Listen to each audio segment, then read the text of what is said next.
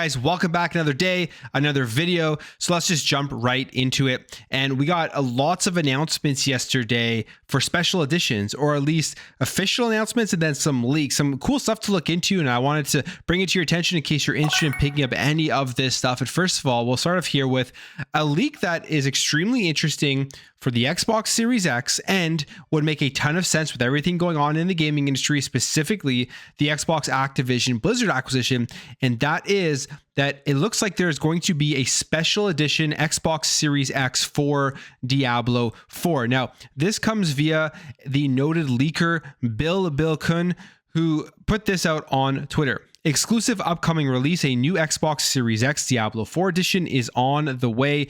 No idea about its design, but it hasn't the word bundle in its reference, meaning it's not just going to be a Series X bundled in with Diablo 4. It's going to be a special version of the console, very similar to what we saw with the Halo Infinite Xbox Series X, which I have, and it's just an absolutely beautiful design that they did. And that's one of the best things about the Series X, because it is so simplistic in its design. It's just literally a tower. You can do a lot of cool things with special editions. So they say here, we don't know the announcement date yet, but obviously it's going to be releasing when Diablo 4 comes out, which would be June 6, 2023, and priced in the US will be $559.99. So I believe that's $60 more than what you would be paying just for a regular Series X, but you can assume that Diablo 4 is going to be with the console. When you buy this special edition, you're going to get access to Diablo 4, which for a lot of people is 100% worth it, because if you've played the open beta, game is already looking like it's going to be a Game of the Year candidate, or just one of the best games easily for a lot of people this year. So it's pretty cool. I wonder what type of design they are going to do. I generally like picking up these special edition consoles. I don't know if I will pick up this one. I'm still sitting here waiting for the Starfield special edition console to be announced. And like I said, I already have the Halo Infinite. Not sure if I'm going to look into picking up the Diablo 4 one, but definitely keep your eyes open for the announcement for this. Is probably going to be coming relatively soon if this game is releasing. Well, it is releasing, but before June 6th, right? Like, it's not going to be coming at the Xbox event where they would announce it. It's going to be coming in the next couple of weeks where they'll say, here's the console, here are the pre-orders, releases on June 6th. So that was pretty cool. And then we have this, which is what this is what I'm more excited for. And we got the special edition Nintendo Switch for The Legend of Zelda Tears of the Kingdom, probably my most anticipated game this year. I'm not going to lie, I absolutely love Zelda. It's one of my favorite franchises of all time. Breath of the Wild, one of my favorite games of all time. So the sequel, I cannot wait to play. And this one here was officially announced by Nintendo. It's the Nintendo Switch OLED with the Tears of the Kingdom design on it. And this was leaked a while ago. We kind of already knew this was coming, but now we know that this will be releasing on April 28th, and pre-orders seemingly have already gone up depending on where you are in the world. For me here in Canada, as of recording this video, pre-orders aren't live yet. I think they're going live tomorrow or sometime later tonight, but I will be looking into picking up this Nintendo Switch. And then we got another Xbox announcement here, and this is again another official announcement. They are releasing 2 new colors for the Xbox Elite Series 2 controllers, the core versions. And you can see here the white one that was previously released, and then you got the red one, and then also the blue one. And I think actually these look pretty good. I believe there's like blue, or there's white on the back of these controllers, so it's not just all one color. Yeah, you can see it there. You have the white back with the blue triggers, the black grips, and then it just kind of all gives a decent looking version of the Elite Series 2. And again, this is the core, so you don't get like the case, and you don't get the everything that comes with the Pro version of it, which is like all the attachable pieces to it, like the D-pad and the thumbsticks, where you can change those out. But if you're just wanting to pick up the core version, you don't really care about all the extra stuff that comes with the Pro version of the controller, it's, in my opinion, the best controller out there on the market right now in terms of ergonomics and feel and features and all of those types of things, the Elite Series 2.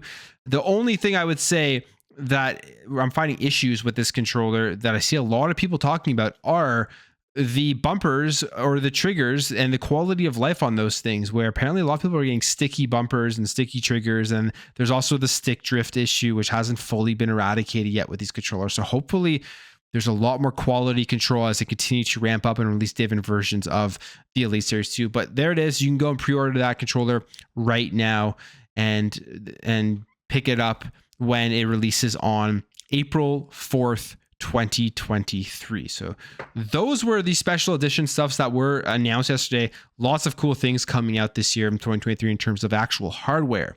Now we'll jump over here to the next thing I want to talk about.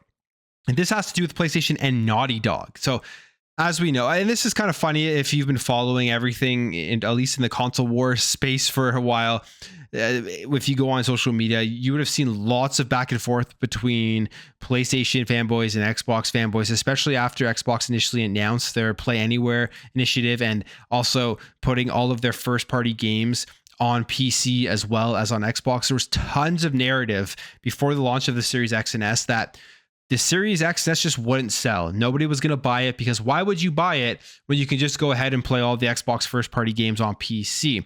My argument against that was you're going to see that the Series X and S are still going to sell extremely well because people don't just buy consoles for first-party games, and they buy consoles for price, for convenience, for third-party games, and many other reasons. It's not just about the first-party titles, why people buy consoles, and that narrative has been proven true multiple times this generation, not only on Xbox, but also on PlayStation, and even, I would say, primarily on PlayStation recently with the Xbox Activision Blizzard stuff, where you've had PlayStation come out and literally say third-party is what keeps their console alive. So first party isn't the biggest thing out there that sells a console. And I think that, again, this generation has been proving that. And PlayStation are definitely seeing that. And as predicted, they are continuing to adjust their strategy. And their strategy going forward is going to be very similar to what Xbox does, which is be more of a publisher with their games where they release on multiple devices, multiple screens, so more and more people can go out and actually play them and buy them, and they will make more money because of that. And we know Naughty Dog has been releasing games on PC. The Last of Us remake just launched on PC with tons of issues, apparently. But they also put this notice out to all of the fans as to what their direction is going to be going forward. It says here, the road ahead. So there will be the next Naughty Dog. So where will the next Naughty Dog development adventure take us? Rest assured, PlayStation and PC players, we're already looking forward to sharing more, whether you prefer a DualSense controller or a keyboard and mouse. Developing for both platforms empowers us to incorporate lessons learned from either into the overall design of our games. Sharing our stories and experiences on PS5 as well as PC is something that Naughty Dog has embraced and will continue to support moving forward. So there you have it. Naughty Dog, one of the biggest first-party studios at PlayStation, is going to be developing their games for PC as well. They obviously don't say specifically what they mean. Could they just be referring to the upcoming Factions multiplayer game that will be coming out? It would make a lot of sense to release that both on PC and on PlayStation to get a massive player base for it. Or do they also mean going forward after that? And all of the next upcoming games coming out, like if there's a new Uncharted or something, are all those games coming to PC day one with PS5? I have a feeling that is what they mean to some extent. I think we're going to see a lot more of that going forward from PlayStation, where games will be releasing on their PlayStation PC branded marketing stuff the same time that it does release on PS5. And that is a good thing. If you're a fanboy and you're angry about this, you're wrong. I mean, this is a good thing for games. This is a good thing for PlayStation, and it is a good thing for gamers in the industry overall. But we will jump over here to some more E3 news. So yesterday we talked about Ubisoft is stepping out. E3 seemingly now is sounding like it's dead. I mean, I had thought there was a chance for it. I thought because there are some big third-party publishers still going, like Sega, Tencent, Ubisoft, that there was still a chance that E3 would be able to survive this year, even without the likes of Xbox and Nintendo and PlayStation. Seemingly now, I've lost all hope that E3 will be able to survive with this news here. Yesterday was Ubisoft, and today is just more news about big publishers backing out. And first of all, this, like they say here, this comes off the heels of Ubisoft backing out after initially confirming its presence. Instead, it will host its own show on June 12th. And they did announce this on Twitter. So Ubisoft Forward, which I always enjoy the Ubisoft Forward shows, is going to be June 12th at 10 a.m. Pacific Standard Time. Say Ubi Forward live from Los Angeles for game updates and reveals, hoping to see Assassin's Creed and at least more update on that huge roadmap of Assassin's Creeds that were coming out and the new Avatar game, all that type of stuff. Hope all that is there. But then it continues on here And now we know that Tencent has also confirmed it wouldn't be at E3 2023 via a company spokesperson. And on top of that, Sega has confirmed that they are going to be backing out as well. And specifically, this is what Sega said. After careful consideration, we have decided to not participate in E3 2023 as an exhibitor. We look forward to sharing more information on announced and unannounced projects in the future. So you got Ubisoft, Sega, and Tencent in the span of 2 days that have backed out of E3. I'm not sure what they're going to do. They're going to have to really make this a more niche showcase, more niche event where you're really highlighting these smaller publishers, you're really highlighting indies and stuff for people to come out and check out those titles. And I don't think that's a bad thing. I just don't know how many people are actually going to show up on the show floor to view that stuff when people would go to E3 because it was the prime place all year. You waited all year for this event to go and see the latest and greatest and what is upcoming from the biggest in video games, and just to be wowed by new technology and new ideas and all that type of stuff. And with the biggest companies backing out, I think it's going to be pretty tough sell for a lot of people. And to end things off, let's talk about this. Now, this is a large letter, but this is about the Xbox Activision Blizzard acquisition, and it is a letter from Bobby Kotick, who sent this out to staff on Tuesday, and we'll read through it because there's a lot of interesting things in here to take away from this letter. It says, team, as you know, our proposed merger with Microsoft is under review by regulatory agencies around the world, some coverage of which you may have seen recently in the press. I will continue to provide updates regarding the deal. We remain confident that the transaction will ultimately be approved. Last month, our team traveled to Brussels and London with the team from Microsoft to speak at closed-door hearings with the European Commission and the Competition and Markets Authority in the UK. During these hearings, Microsoft proposed thoughtful, generous remedies to address regulators' concerns and made additional announcements reinforcing their pledge to bring more games to more players around the world. These included contractual commitments to bring Call of Duty to Nintendo and games to Nvidia for 10 years. They recently announced similar cloud services agreements with Boosteroid and Ubisoft. Now, all of those deals we've heard about, we've seen them. The deals with Nintendo and Call of Duty was a part of the famous scene where you have Brad Smith holding up a contract waiting for Sony to sign it, which they obviously didn't. And then we heard as well at the European Commission is where Jim Ryan had said that, hey, they don't want a deal for Call of Duty. They literally just want to block this deal. So that's where all of that stuff happened. Continues here and says, our proposed merger will help us compete in the increasingly competitive marketplace that includes rapidly growing foreign, powerful companies that enjoy protection in their home markets and access to strong talent pools. The partnership with Microsoft will enable us to more effectively compete against these market-leading competitors. So who is he talking about here? Sony? I mean, could be referring to the fact that the Japanese trade commissions and the Japanese government protects them in their home market, and they don't really face too much competition from other foreign companies coming into their country, like Microsoft and Xbox, who essentially have no foothold in Japan, or a very tiny foothold, I should say, as it has gotten better this generation and it is growing.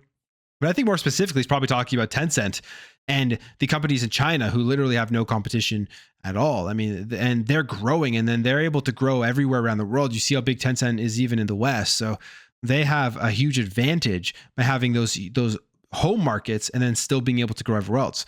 Continues and says, the good news is regulators who initially had concerns about console competition are starting to better understand our industry. Something that I've mentioned right from the beginning of this thing. These regulators just don't understand the video game industry, and it was very clear from day one with the comments that they were making. I think that was pretty well known if you follow the game industry at all. Like, I follow the game industry pretty closely. I mean, I make daily videos on the news, so I kind of know what is going on, and everyone who's watching my videos out there, I'm sure they know what's going on too. Just listening to what these regulators were saying, you kind of had the hunch that, yeah, they don't know anything about the gaming industry, and this is going to be a very interesting process. Continues and says, the data and evidence Microsoft has been presenting are tilting the scale. You may have seen statements from Sony, including an argument that if this deal goes through, Microsoft could release deliberately buggy versions of our games on PlayStation. We all know our passionate players would be the first to hold Microsoft accountable for keeping its promises of content and quality parity. And all of us who work so hard to deliver the best games in our industry care too deeply about our players to ever launch subpar versions of our games. So right there, again, confirmed, they aren't going to reduce the quality on the PlayStation platform. Sony has even admitted that if they aren't actually concerned about Call of Duty agreement, they would just like to prevent our merger from happening. And that was the Lulu Chang-Meservey tweet and quote of Jim Ryan, where she said, "This was said at these meetings. This is obviously disappointing behavior for my partner for almost 30 years. That's a very long time. But we will not allow Sony's behavior to affect our long-term relationship." And that is a major thing right there. Now, is Bobby Kotick telling the truth, or is this just something that he knew would get out to the press and to the public, and that it would ease concerns, again, of regulators or just of the industry in general, maybe make PlayStation back down a little bit if they are seeing that they are now going into maybe a losing fight, that if they just back out now, things it'll just be bygones, will be bygones, and they'll just continue to work with PlayStation? Because that's a big question a lot of people had. If you're Activision and this deal gets blocked, are you going to still have that same relationship with PlayStation at the end of all of this? And even if you're Microsoft, I know they've said that they're going to continue to release Call of Duty onto the PlayStation platform, but are they going to have that same working relationship that they currently have now, whether it's good, whether it's bad, or whatever it is? But it's definitely going to be affected somewhat. Bobby Kotick here is saying it's not going to affect their long-term relationship. PlayStation players know we will continue to deliver the best games possible on Sony platforms as we have since the launch of PlayStation. And again, one of the big things why it probably wouldn't affect it is because they are so dominant in the console space. It's a lot of money to throw away based off of business, you could say, as to what is going on right now. It continues here and says, "We will continue to have discussions with European and UK regulators until the decision dates, which we expect in the coming months. You may have also seen today that the Japan Fair Trade Commission found that the deal wouldn't harm competition and unconditionally cleared our transaction. We will update you again when we have more information to share. Our team is working collaboratively with Microsoft to make sure we have answers to the many questions you have about the progress of the merger. We will continue to be helpful, supportive, and transparent as we progress through the regulatory process. Thank you for staying focused, ensuring our players continue to have the very best games, and on maintaining the best workplace for our colleagues. With appreciation, Bobby." So that's a big letter, sent it out to the entire staff at Activision Blizzard. And again, major things to take away from here. They are claiming the relationship will not be affected, and they also, again, double down on the fact that the game is going to be exact same across the platforms, like on Sony. And the other big thing here is he specifically mentions the increasingly competitive marketplace that includes rapidly growing foreign powerful companies. And I think that is also a big thing about this deal, even from a Microsoft perspective. They are seeing what is happening, and Sony isn't even their main competitor. They're seeing all these other companies come in. I think Tencent's going to be a much bigger company to worry about in the future. I mean, even right now, they're probably a bigger company to worry about, but going forward, as they continue to grow in the West and they continue to build their brand and release games, all that type of stuff, Microsoft is definitely going to want to compete better with them as well. But that's it for today. I'm going to leave the video there. Lots to talk about there. Let me know what you guys think about everything here, from all of the announcements of the special edition consoles and controllers to Naughty Dog in the direction going forward with creating more games for PC, and Bobby Kotick and this big letter. What are your thoughts on what he had to say? If you enjoyed this video, hit that thumbs up. If you're new here, hit that subscribe, and I'll catch you guys in the next video.